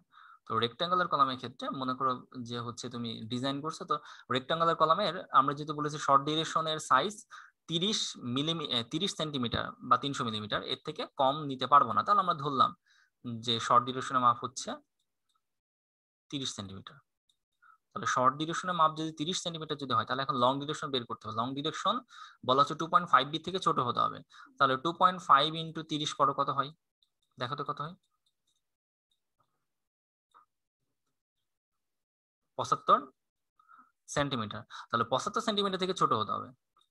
তবে 75 সেন্টিমিটার থেকে ছোট হতে হবে এটা ঠিক, কিন্তু আবার বলা হচ্ছে 12 ইঞ্চি অথবা 300 মিলিমিটার থেকে ছোট হতে পারবে না। কারণ শর্ট ডিউরেশনের মাপ যদি তুমি যদি 30 ধরে নাও এই অঙ্কটার ক্ষেত্রে, তাহলে লং ডিউরেশনের মাপ কখনো কি 30 থেকে ছোট হবে, হওয়া সম্ভব না, কারণ তাহলে তো আর সেটা তো লং ডিউরেশন হলো না, বুঝছো? তাহলে আমাকে 30 থেকে 75 মধ্যে যে কোনো একটা ধরে নিতে হবে লং ডিউরেশন মাপটা, ইসটা বুঝছো? 30 থেকে 75 মধ্যে যে কোনো একটা ধরে নিতে হবে। এখন আরো একটা কথা রয়েছে, মনে করো তুমি শর্ট ডিউরেশনের মাপ বললাম যে হচ্ছে 40, তাহলে লং ডিউরেশনের মাপ 40 থেকে ছোট নেওয়া যাবে? যাবে না। তখন লং ডিউরেশনের মাপ কি করতে হবে? 40 হতে 40 ইন্টু 2.5 এর মধ্যে যে কোনো একটা নিতে হবে। হ্যাঁ 40 সাথে ক্যালকুলেশন করলে যা হয় আর কি। আশা করি বুঝতে পারছো যে আমরা সাইজটা কিভাবে ক্যালকুলেশন করবো, আর আমরা রেক্টেঙ্গেল কলাম নিয়ে কথা না বলি। তাহলে এখন দেখো আমরা এবার এবার আমরা একটু যাই হচ্ছে সার্কুলার কলাম। তো সার্কুলার কলামের ক্ষেত্রে ন্যূনতম তার ডায়া হতে হবে 12 ইঞ্চি বা 300 মিলিমিটার, এর থেকে ছোট হওয়া যাবে না। না, সার্কুলার কলাম অথবা রেক্টাঙ্গুলার কলাম 12 ইঞ্চি নিচে কিছু নিয়ে যাবে না। অর্থাৎ সার্কুলার কলাম যদি হয়, বৃত্তাকার কলাম যদি হয়, তাহলে সর্বনিম্ন তুমি তার ডায়া নিতে পারবা 12 থেকে ছোট নিতে পারবা না। আশা করি বুঝছো ব্যাপারটা। তো সার্কুলার কলামের ক্ষেত্রে তো শুধু ডায়া জানলে হচ্ছে, আর তো আমাদের কিছু দরকার হচ্ছে না। এই ক্রস সেকশনটা দেওয়া আছে, এই যে এটাই বলা এখানে। আমি মানে এটাই আর কি আমি এখানে ভুল করে বসিয়ে ফেলেছি। হ্যাঁ, এই জিনিসটা এখানে ভুল করে বসানো হয়ে গেছে। এটা হবে এখানে, কিন্তু বসে ফেলেছি এখানে। এনিওয়ে, এবার আসো তাহলে মিনিমাম লংগিটিউডিনাল বারস কলামের ক্ষেত্রে কথা হবে। লংগিটিউডিনাল বার মানে হচ্ছে, আবার বলছে মেইন রড যেটা, অর্থাৎ লম্বা মানে তোমার খাড়াখাড়ি ভাবে যেই, হ্যাঁ মানে চাপ প্রতিরোধ করার জন্য যে রডটা তুমি ব্যবহার করতেছো সেই রড। তো সেই রড মিনিমাম কতটুকু তুমি ব্যবহার করবা। দেখো বিএনবিসি কোড অনুসারে বলা হচ্ছে, বিএনবিসি এবং এসআই কোড দুইটা কম্বিনেশন করে বলছে যে minimum number of longitudinal bar BNBC এবং এসআই কোড অনুসারে কি, যে যদি তুমি সার্কুলার মানে যদি স্পাইরাল রেইনফোর্সমেন্ট দ্বারা যদি তুমি ওই হচ্ছে মেইন রডটাকে যদি হচ্ছে ক্লোজ করো, এনক্লোজড মানে যদি তুমি স্পাইরাল রেইনফোর্সমেন্টের মাধ্যমে যদি তুমি মেইন রডটাকে যদি ঘিরিয়ে রাখো, তাহলে সেই ক্ষেত্রে তোমাকে মিনিমাম 6টা বার ব্যবহার করতে হবে। বুঝছো? মিনিমাম কয়টা বার করতে হবে? 6টা। হ্যাঁ, মিনিমাম 6টা বার তোমাকে ব্যবহার করতে হবে। এটা বিএনবিসি এবং এসআই কোড বলে দিচ্ছে। এর থেকে কম তুমি ব্যবহার করতে পারবে না। যদি তুমি মানে দ্যাট মিনস স্পাইরাল কলাম যদি তুমি ডিজাইন করতে চাও, সহজ কথা স্পাইরাল কলামের ক্ষেত্রে 6টার কমে রড দেওয়া যাবে না। ঠিক আছে? অর্থাৎ তুমি মেইন রডটাকে স্পাইরালের মাধ্যমে আর কি তুমি এটাকে বাইন্ডিং করতে যাচ্ছ, তাহলে সেক্ষেত্রে অবশ্যই মিনিমাম 6টা ব্যবহার করতে হবে। না, তুমি বুঝোনি কথাটা, যে এই যে আমি বললাম যে মনে করো হচ্ছে এটা যদি একটা কলাম হয়, হ্যাঁ কলামের ক্ষেত্রে যে তুমি খাড়াখাড়ি যে রড ব্যবহার করছো, খাড়াখাড়ি রড সর্বনিম্ন কয়টা ব্যবহার করবে সেটা কথা বলছে। হ্যাঁ মেইন রড, যেটা মেইন রড তুমি কয়টা ব্যবহার করো সেটা বলা হচ্ছে। মেইন রড গুলোকে যদি তুমি স্পাইরাল যদি করো, মানে টাই রড ব্যবহার না করে তুমি মেইন রডের কে বাঁধার জন্য স্পাইরাল রড ব্যবহার করছো, অর্থাৎ এরকম স্পাইরাল রড ব্যবহার করছো, তাহলে সেই ক্ষেত্রে সর্বনিম্ন 6টা বার ব্যবহার করতে হবে মেইন রড। বুঝছো? ওকে। লংগিটিউডিনাল, আচ্ছা আচ্ছা, উচ্চারণ কঠিন হয়ে যাচ্ছে তাই তো মানে, আচ্ছা আচ্ছা সমস্যা নেই, তুমি মেইন রড হিসেবে বলো, তাও তো প্রবলেম নাই। এবার দেখো যদি হচ্ছে তুমি টাই দিয়ে যদি তুমি, হ্যাঁ এই কথা বলো না, যদি তুমি টাই দিয়ে যদি তুমি হচ্ছে মেইন রডটাকে যদি বাঁধো, তাহলে সেই ক্ষেত্রে সর্বনিম্ন 4টা বার ব্যবহার করতে হবে। মেইন রড সর্বনিম্ন 4টা ব্যবহার করতে হবে, 4টার কমে ব্যবহার করতে পারবে না, 4টা বেশি ব্যবহার করতে পারো। ঠিক আছে? যদি তুমি টাই দিয়ে যদি মেইন রডটাকে বাঁধতে চাও। আশা করি ব্যাপারটা বুঝে গেছো। হ্যাঁ, যে কেন স্কোয়ার বা রেক্টেঙ্গুলার ক্ষেত্রে তোমার হচ্ছে, হ্যাঁ স্কোয়ার বা রেক্টেঙ্গুলার ক্ষেত্রে সর্বনিম্ন তখন তুমি 4টাই ব্যবহার করতে পারো। ঠিক আছে? কারণ 4টা ব্যবহার করতে গেলে তো আবার বৃত্তাকার হবে না, তখন তো সেই স্কোয়ারই হয়ে যাবে। এনিওয়ে মানে সর্বনিম্ন তুমি 4টা ব্যবহার করতে পারবে যদি তুমি টাই রড ব্যবহার করো। আর যদি স্পাইরাল রেইনফোর্সমেন্ট যদি তুমি ব্যবহার করো, টাই হিসেবে যদি স্পাইরাল রেইনফোর্সমেন্ট যদি ব্যবহার করো, অর্থাৎ মেইন রডটাকে বাঁধার জন্য টাই রড এই হচ্ছে টাই ব্যবহার না করে স্পাইরাল ব্যবহার করো, তখন আমরা সর্বনিম্ন 6টা ব্যবহার করবো। এনিওয়ে বুঝছো আশা করি। তো যদি আবার যদি তুমি আবার এমন টাই কিন্তু আছে স্কোয়ার না হয়ে, মানে টাই তো আমরা সচরাচর স্কোয়ার অথবা রেক্টাঙ্গুলার আকারে করি। টাই রড যখন বাঁধি তখন কিভাবে বাঁধি আমরা, এই যাই এখান থেকে, আবার এই ঘোড়ায় এখান থেকে, আবার এই যাই, যাওয়ার পর আবার এখান থেকে এই আসে। হ্যাঁ, মনে করো হচ্ছে আমি ক্রস সেকশন দেখাচ্ছি। এটা মনে করো একটা রড আছে, এখানে এখানে একটা রড আছে, এখানে একটা রড আছে, এখানে একটা রড আছে। তো এই 4টা রডকে আমরা এইভাবে বাঁধি। কিন্তু এমনও কিন্তু আছে যে ত্রিভুজ আকারে কিন্তু, ত্রিভুজ আকারে কিন্তু টাই বাঁধা যায়। এই যে একটা টাই তুমি বাঁধতেছো এরকম করে ত্রিভুজ আকারে। এখন বলতে পারো যে ভাইয়া ত্রিভুজ আকারে বাঁধতে হলে তো তখন তো আবার রড রড হচ্ছে সর্বনিম্ন 3টা হয়ে যায়। না না, ব্যাপারটা সেটা না। এখন তুমি একটা কলামে মনে করো যে 10টা রড ব্যবহার করেছো, একটা কলামে মনে করো এরকম করে তুমি 8টা রড ব্যবহার করেছো বললাম, বা 6টা রড ব্যবহার করেছো কলামে। এখন এই প্রত্যেকটা রডে যে টাই বাঁধতে হবে এমন কোনো কথা নেই। প্রত্যেকটা রডের সাথে যে টাই বাঁধতে হবে, কারণ অনেকে দেখো টাইটা দিবে এরকম, এই চারিদিক থেকে টাইটা দিবে, চারিদিক থেকে টাই দিয়ে মাঝখানের এই এই দুটো রড টাই দিবে না। আবার অনেকে কিন্তু এই মাঝখানে এই দুটো রড টাই দিবে। বুঝছো? তো এখন কখন মানে এটা কি আমার ইচ্ছা মতো? না না আমি বলি যে আহ, এটা কি হচ্ছে আমার ইচ্ছা মতো? না, আমার ইচ্ছা মতো না, এটার একটা ডিজাইন রয়েছে, এটার একটা নিয়ম আছে, বাস জাস্ট আমি কথার কথা বলছি। সব কয়টা রডে যে টাই ব্যবহার করতে হবে এমন কোনো কথা নাই। আমি যদি ডিজাইন করে বুঝি যে না সব কয়টা রডে ব্যবহার করা লাগবে না, তাহলে আমি শুধু শুধু কেন অপচয় করবো, তাই না? আর যদি ডিজাইন করে দেখি সব কয়টা লাগতেছে, তখন আমি সব কয়টাতে ব্যবহার করব। তো এরকম ভাবে দেখা যাচ্ছে যে কখনো কখনো কিন্তু এরকম এই ত্রিভুজ আকারে কিন্তু টাই বাঁধা হয়। ত্রিভুজ আকারে যদি টাই ব্যবহার করা হয়, হ্যাঁ, তখন মিনিমাম 3টা বার তুমি ব্যবহার করতে পারবে মেইন রড হিসেবে, বুঝছো? যদি ত্রিভুজ আকারে যদি তুমি টাই ব্যবহার করো, তখন তুমি মিনিমাম 3টা রড ব্যবহার করতে পারো, কোনো সমস্যা নেই। সিমেট্রিক হতে হবে, তাই তো? তো আমি যদি 3টা রড যদি ব্যবহার করি, এটা সিমেট্রিক হবে না কেন? আচ্ছা, তুমি সেই বিমের মানে বিমের ক্রস সেকশন, হ্যাঁ হ্যাঁ, যদি তুমি ট্রাঙ্গুলার আকৃতির যদি তুমি হচ্ছে টাই ব্যবহার করতে চাও, তাহলে সেই ক্ষেত্রে করা যেতে পারে, কিন্তু সেটা আমাদের ব্যবহার করা হয় না বললেই চলে, খুবই রেয়ার। যেহেতু এসআই কোড নিয়ম বিএনবিসি এবং এসআই কোড নিয়ম দিচ্ছে, তাহলে সেটা সব রকমই দিবে। সেই জন্য আর কি এই নিয়মটা দিও, আশা করি বুঝছো। এনিওয়ে, আচ্ছা, এবার আসো আমরা এখান থেকে আরো একটা জিনিস দেবো, সেটা হচ্ছে যে আহ এখানে যেটা দেখবো সেটা হচ্ছে যে এই যে রো এর মান, রো এর মান আমরা যে মানে এখন আমরা দেখবো মিনিমাম লংগিচুডাল বার, যে বললাম সংখ্যা কত হবে সেটা দেখলাম, কিন্তু এবার আমরা দেখবো সংখ্যা দেখতে না, অনুপাত রেশিওটা কত হতে পারে সর্বনিম্ন সেটা দেখবো। মানে স্টিল রেশিও যেটাকে বলছি, কলামে যে মেইন রডের জন্য, এই যেখানে রোজি যেটা, সেটা কিন্তু শুধুমাত্র মেইন রডের জন্য, স্টিল হচ্ছে টাই বা স্পাইরালের জন্য কিন্তু না। তো যদি তোমার হচ্ছে টাইট কলাম যদি হয়, হ্যাঁ, টাইট কলামের ক্ষেত্রে তাহলে রোজি এর মান এই যে রোজি বের করার ফর্মুলা হচ্ছে এখানে এএসটি ভাগ এজি। এখানে এএসটি ভাগ এজি, অর্থাৎ এএসটি হচ্ছে স্টিলের ক্ষেত্রফল, তুমি যে রড যে ব্যবহার করেছো সে রডের ক্ষেত্রফল। আমরা সবসময় জানি স্টিল রেশিও ইকুয়াল টু যে বিম বা মানে একটা স্ট্রাকচারে যতটুকু রড ব্যবহার করেছে সে রডের ক্ষেত্রফল বা স্ট্রাকচারের সাইজ, সেটা হোক বিম বা সেটা হোক হচ্ছে কি বলে স্ল্যাব, অথবা হোক সেটা কলাম, যেটাই হোক না কেন, যে একটা স্ট্রাকচারে তুমি কত হচ্ছে কি পরিমাণ রেশিও, কি পরিমাণ অনুপাতে রড ব্যবহার করছে, সেই অনুপাতটা হবে, রোটা হচ্ছে স্টিল রেশিও অর্থাৎ স্টিলের অনুপাত, সেই অনুপাতটা হবে স্টিলের ক্ষেত্রফল, যে স্টিল ব্যবহার করছে সেই স্টিলের ক্ষেত্রফল বাই স্ট্রাকচারের ক্ষেত্রফল।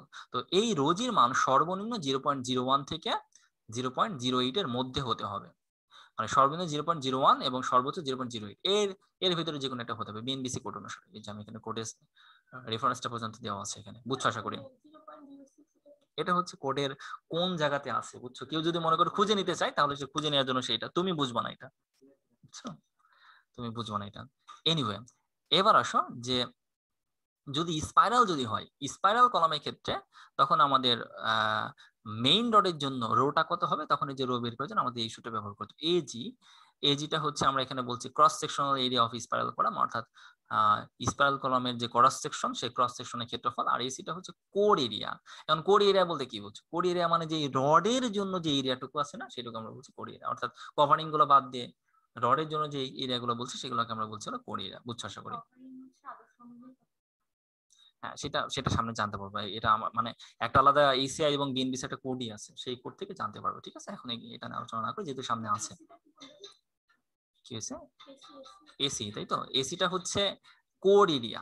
কোর এরিয়া মানে যে আমি যদি একটা ক্রস সেকশন দেখাই, ক্রস সেকশনটা হচ্ছে মনে করো এখান থেকে এই একটা ক্রস সেকশন আছে, এখন তুমি মনে করো রড ব্যবহার করেছো, এই রড ব্যবহার করেছো, এখানে এখানে রড ব্যবহার করেছো, তাহলে এই যে দেখো এই সাইডে যে মাপগুলো রয়েছে, মানে কভারিং আর কি, কভারিং বাদ যদি দাও, তাহলে কভারিং বাদ দিলে যেই মাপটুকু পাও, এইটা হলো কোর এরিয়া।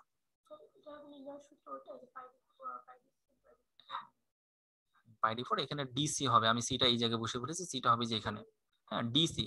ডিসিটা হচ্ছে কোর এরিয়ার ডায়া, সরি আমি তো এটা তো হচ্ছে ইয়া দেখে ফেললাম, কি বলে হচ্ছে স্কোয়ার দেখালাম, তো এটা হলো সার্কুলার ক্ষেত্রে। আমি যদি এটা সার্কুলার শেপ যদি দেখাই, মনে করো এটা একটা সার্কুলার শেপ, তো সার্কুলার শেপের ভিতরে তুমি রড ব্যবহার করেছো এখানে, এখানে, এখানে, এখানে, এখানে, এখানে, এরকম করে 6টা রড ব্যবহার করেছো। তাহলে দেখো তুমি কিন্তু যদি বলি তাহলে মানে এই তো এবার তো আঁকানো বিপদ, মানে এই পুরো অংশ ব্যাপী কিন্তু তুমি রড ব্যবহার করো, এই সাইডে যে কভারিং আছে না, এই কভারিং টুকু বাদ দিয়ে শুধু রডে যে অংশটুকু থাকবে সেটাকে আমরা বলছি কোরিয়া, দ্যাট মিনস কভারিং বাদে যে এরিয়া সেটা হচ্ছে কোরিয়া। হ্যাঁ বলো। আচ্ছা, এত অ্যাডভান্স প্রশ্ন করো কেন? সামনে তো জানতে পারবে। হ্যাঁ অবশ্যই রডের বাইরে দিকে, ভেতর দিক থেকে টাই রড বাঁধবে, বেঁধে লাভ কি? তাহলে রড কি ধরে রাখতে পারবা? হ্যাঁ মানে তুমি তুমি হচ্ছে কি বলবো, তোমার আহ হচ্ছে একটা স্ল্যাবের উপর দাঁড়িয়ে আছো, স্ল্যাবের অংশ রাখছো মাথার উপরে, আর নিচে তুমি শূন্যের উপর আছো, তাহলে কি থাকবে? এটা থাকবে না। এনিওয়ে, আর তো যাই হোক, না এটাই তো না, কথা তো এটাই যে তুমি হচ্ছে টাই রড কেন ব্যবহার করছো, যেন পার্শ্ব সংকোচন না হয়, মানে মেইন রোডটা যেন পাশে যেন সরে না যায়। হ্যাঁ, না মানে মেইন রোড যেন পাশে না সরে যায়, এটাও কিন্তু আমাদের একটা উদ্দেশ্য। তো এখন যদি কংক্রিট যখন ঢালা হচ্ছে, তখন যদি টাই যদি না থাকে, তাহলে তো রড গুলো তো চারিদিকে সরে যাবে। তাহলে রড সরবে বাইরের দিকে, তুমি টাই দিচ্ছ ভেতরের দিকে। তুমি পড়বা নিচের দিকে গ্রাভিটি ফোর্সের জন্য, আর তুমি তোমার এই তোমাকে তোমার সাপোর্ট রাখছো মাথার উপর, তাহলে কেমনে হবে? যদি এটা যদি রাখার ইচ্ছা থাকে, তাহলে পরে রড তুমি দিও ভিতরে, সমস্যা নাই। সমস্যা নেই, মাঝে মাঝে এরকম অদ্ভুত টাইপের প্রশ্ন করবো, অনেক মজা পাবে সবাই। না না না না, অবশ্যই করবা। হ্যাঁ, গুড গুড, না ঠিক আছে। আচ্ছা, যাই হোক, তো এখানে এ প্রাইম সি নিয়ে আগে আলোচনা করেছি, যে কংক্রিটের ক্রাশিং স্ট্রেংথ অথবা হচ্ছে ম্যাক্সিমাম কংক্রিট স্ট্রেংথ, আর তারপর এই ফয় নিয়ে বলেছি, এটা নিয়ে বলবো না। এবার আসো যে হচ্ছে আহ টাইর, হ্যাঁ কোশ্চেনে হচ্ছে এফএস আর এফওয়াই দুটোই দেওয়া আছে, তো সেক্ষেত্রে আমরা কোনটা ইউজ করব? মানে এফওয়াই, এফএস থেকে তো এফওয়াই বের করা যাচ্ছে। মানে প্রশ্নে বুঝিনি, প্রশ্ন আবার বলো। এফএস এবং এফআই, দ্যাট মিন্স স্টিলের অনুমোদনযোগ্য যেই স্ট্রেস, মানে স্টিলের অ্যালাবল স্ট্রেস দেওয়া আছে, আবার স্টিলের হচ্ছে ইল্ড স্ট্রেস দেওয়া আছে। এখন তুমি কোনটা ব্যবহার করবা? এখন কোন অঙ্কের ক্ষেত্রে, ইউএসডি না ডাব্লিউএসডি? ডাব্লিউএসডি ক্ষেত্রে অবশ্যই এফএস, কারণ আমরা তো হ্যাঁ এফএস পাচ্ছে। যদি মনে করো ডাব্লিউএসডি তোমাকে ডাব্লিউএসডি পদ্ধতি তোমাকে ডিজাইন করতে বলেছে, এখন প্রশ্ন দিয়ে আছে এফআই এর মান, তাহলে অবশ্যই তোমাকে 0.4 দিয়ে গুণ করে দিতে হবে, গুণ করে এফএস বের করে নিতে হবে। হ্যাঁ মানে এক কথায় ডাব্লিউএসডি ক্ষেত্রে এফএস ব্যবহার করতে হবে, কারণ ডাব্লিউএসডি আমরা যেটা অনুমোদনযোগ্য, মানে আমরা যে লোডটা বিবেচনা করি, এটা ইলাস্টিক লিমিটের মধ্যে লোড বিবেচনা করছি। তাহলে এখন স্টিলের উপর যদি ইলাস্টিক লিমিটের মধ্যে লোড আসে, তাহলে স্টিলের কখনো ইল্ড হওয়া সম্ভব? ইল্ড হওয়া সম্ভব না। তাহলে আমাকে স্টিলের অনুমোদন, মানে এফ এর যেটা, এটা স্টিলের ইল্ডের আগে যে লোড থাকে, অর্থাৎ ইলাস্টিক লিমিটের মধ্যে যে হচ্ছে স্টিলের যে পীড়ন থাকে, সেই পীড়নটাকে আমরা বলছিল অনুমোদনযোগ্য স্ট্রেস, বুঝছো? ইলাস্টিক লিমিটের মধ্যে সর্বোচ্চ যে স্ট্রেস, সেটাকে আমরা বলছি অনুমোদনযোগ্য স্ট্রেস, বুঝছো আশা করি। যেমন আমরা যদি বলি এফএস হচ্ছে মান 1400, তাহলে 1400 থেকে যদি মানে লোডের পরিমাণ যদি 1400 থেকে যদি বেশি হয়ে যায়, বা হচ্ছে আমরা যদি বলি যে আরেকটু যদি স্ট্রেস যদি তুমি যদি দিয়ে ফেলো, তাহলে আর সেটা হচ্ছে ইলাস্টিক লিমিটের মধ্যে থাকবে না, মানে সর্বোচ্চ অনুমোদনযোগ্য স্ট্রেস ওইটা। এনিওয়ে, তাহলে এখন আমরা এবার যে জিনিসটা জানবো এখান থেকে, সেটা হচ্ছে, আচ্ছা কয়টা বাজে দেখি, ইফতার টাইম হয়ে যেতে পারে, 5:51 বাজে। আমরা আজকে আর হচ্ছে কন্টিনিউ করছি না, যেহেতু ইফতারের টাইম হয়ে যাচ্ছে। তাহলে আমরা এই বাকি আরো অনেক স্লাইড ছিল আর কি, আমি একটু স্লাইড গুলো দেখাই তোমাদের। এই যে মানে সর্বনিম্ন তুমি কত সাইজের টাই রড ব্যবহার করবা, টাইয়ের সাইজ কত হবে, অনেকে বলে যে হচ্ছে 6 মিলিমিটার, 8 মিলিমিটার, 10 মিলিমিটার, এটার ব্যাপারে সঠিক ধারণা রাখো নেই, যে আমি সব এখানে দেখিয়ে দিয়েছে যে সর্বনিম্ন কতগুলা তুমি মানে হচ্ছে টাই রডের সাইজ কত হবে, হ্যাঁ, তারপর টাই রডের স্পেসিং কত হবে, সবই আমি স্লাইডের মধ্যে দেখিয়ে দিয়েছি। আচ্ছা, হ্যাঁ আচ্ছা, না না না, আমার কোনো সমস্যা নাই। এই যে আবার আবার এই যে আমি, আচ্ছা আমি 2 এক মিনিটের মধ্যে একটু দেখাই যে তোমাদের কিছু প্রশ্ন আর কি। হ্যাঁ, এই যে আমি যে বললাম যে সব করে রডে টাই ব্যবহার করতে হবে এমন কোনো কথা না, তার যে কিছু শর্ত আছে, এই শর্তগুলো মেনেই তারপরে ব্যবহার। যেমন দেখো এখানে সবগুলো রডে ব্যবহার করেনি, কিন্তু আবার এখানেও সবগুলো রডে ব্যবহার করেনি, কিন্তু এই জায়গায় করেছে। তো টাই কোথায় কি ব্যবহার করতে হবে এবং টাইয়ের মধ্যে কোন কত থাকতে হবে, এইগুলোর ব্যাপারেও আমাদের অনেক ধারণা রয়েছে। কোনগুলা? আচ্ছা, আর সমস্যা নাই, রেকর্ড হচ্ছে। তারপরে এই যে টাইয়ের যে মাথা আমরা কিভাবে বাঁকাবো, সেটা ব্যাপারে হ্যাঁ ইসআই কোড অনুসারে আছে। কোনগুলা? এগুলা অবশ্যই দরকার আছে। আজব, কেন দরকার না? অবশ্যই তোমার দরকার আছে এগুলা, এগুলা তো অনেক বড় ভুল। আচ্ছা আচ্ছা, কেন? এটা তো শোনো, আমি আমি হচ্ছে অবশ্যই অ্যাডমিশনের জন্য। কেন অ্যাডমিশনের জন্য? কেন তোমার এমসিকিউ তো আসবে না? এটা 12টা এমসিকিউ থাকবে তোমার, এমনি এমনি চেহারা দিকে 12টা এমসিকিউ হচ্ছে তোমার সহজ সহজ দিয়ে দেবে, 24 মার্ক এমনি এমনি দেবে। এইগুলোর উপর তো এমসিকিউ আসে। আন্দাজে গাধার মতো বলছে এগুলো অ্যাডমিশনের জন্য না। হ্যাঁ, এইগুলোর উপর অ্যাডমিশনের অঙ্ক থাকবে না, অঙ্ক অঙ্ক থাকার সময় অনেক গুলিয়ে ফেলবা, বুঝছো, যদি এই জিনিসগুলো না জানো। ঠিক আছে, আমি এখানে যা পড়েছি একটা অ্যাডমিশনের বাইরে না, প্লাস আবার এগুলো জব সেক্টরের জন্য লাগবে। 1 মিনিট, তোমার সাথে কথা আছে আমার, দাঁড়াও আমি এটা একটু শেষ করে দিই।